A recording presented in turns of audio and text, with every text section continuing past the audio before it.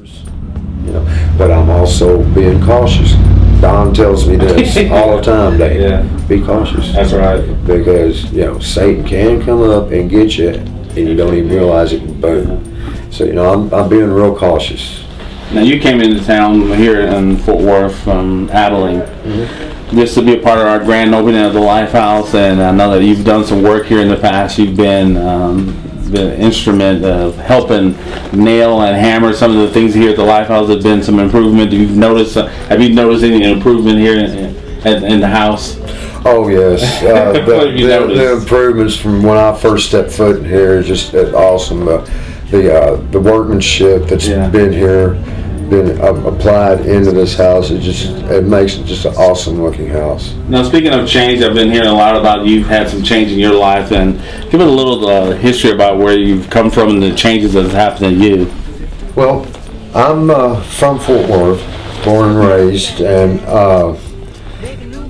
at an early age, I turned to alcohol and drugs. And how long were you on alcohol and drugs? Well, 29 years. 29 years. Were you stubborn? Were you a mean alcoholic, or were you the nice type? Or that really depends on if you made me mad. That's right. So basically, I was a happy drunk druggie. Yeah.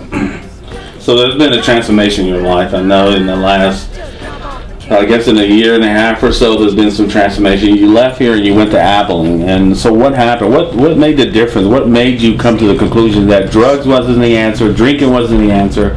What is the answer for you now? What happened? Well, the answer for me now, truthfully, is God. Now before you go on, everybody says God. Explain that. Can you explain that? What that means? When you say it's God. It's knowing that there's a power greater than me, a creator greater than me, that can do things for me that I can't do for myself. And so you couldn't kick your habit? No, I had to have treatment. Okay. So the treatment got me started, and I met an individual that took me under his wing as sort of a mentor to me. And after 4 months, I relapsed. I guess I'd been introduced to God, but I still wanted to do things my way. And I was looking at death after 6 weeks, my relapse. So you think death is what brought you to that conclusion that you didn't take a life? I basically do, because I got a taste of what sober and clean life was, and I wanted some of that. So this individual had not left my side.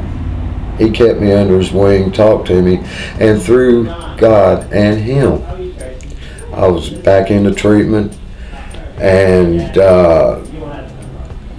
after treatment, it was suggested, how about Abilene at what they call a 180 house. Mm-hmm. And I was skeptic about it because I didn't want to leave my church and the 12-step program here in Fort Worth. But after a little conversation, I agreed. No thoughts. I left on February 4th of 2010. So that was a big change. So you had to, let me get this straight, you gave up drugs, you went into treatment, and then you needed to leave town. So it's kind of like you were like just leaving your existing, going to Abilene for a new change. And so in Abilene, now you're at the 180 house and you have changes. So have you progressed with that? Have you gained any more knowledge from being involved in that house there? Well, yes. On February 4th, I was left in the parking lot crying like a little baby. I didn't want it. I wanted to be here in Fort Worth, which there was nothing here for me but death. But I prayed. I figured I'm going to try this praying thing to a little bit further. And it worked. I set myself mentally for this 180 house, which was a halfway house. And I made it, God made it, I made it into something that was life-changing. And after 6 months, I was able to move into a 3-quarter house owned by the same gentleman. And from there, I stayed roughly 5 months. And I was into my AA meetings, NA meetings, Celebrate Recovery, and trying to find a church that I was comfortable with. So you found there's someone involved in your life, God changed your life, and you're still committed right now. You came into town here in Fort Worth to be a part of our grand opening of this Lifehouse. And your experience and your humble opinion, do you believe the Lifehouse can work for men here in Fort Worth? Well, yes, I do. If the men are ready I'm going to say, make a commitment to change their lives, and they're honest and willing, I do believe this Lifehouse is going to be just awesome. Yes. But how do you, what would you say to the men who are looking out there to get involved with the Lifehouse, to get involved in the men's life? What would you tell the guys? I know you said that you have a mentor. Is that important that they have other men speaking into their lives? Yes, very, very, very important. Because a mentor is not only a friend and a teacher, but he's something that you really can't explain, because they do anything for you.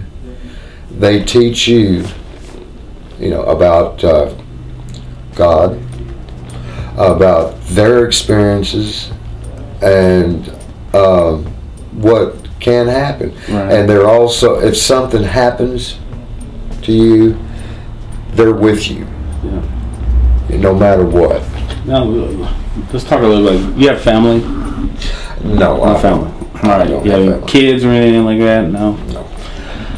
Our house is going to be really talking about restoration of men, getting them back on the right feet and stuff, and also about reconciliation with their families. I just noticed from being on the street, working with guys, they get all clean of drugs, they get all those things, but then they haven't reconciled with their friends, they haven't reconciled with their family, or they haven't reconciled with God. And that's something that we're going to really, as part of our mission here at the Lifehouse, is make that happen. And I noticed that you've reconciled with God, and you reconcile with friends. You say you had no family, so you've done 2 of the things that we're talking about doing here at the Lifehouse.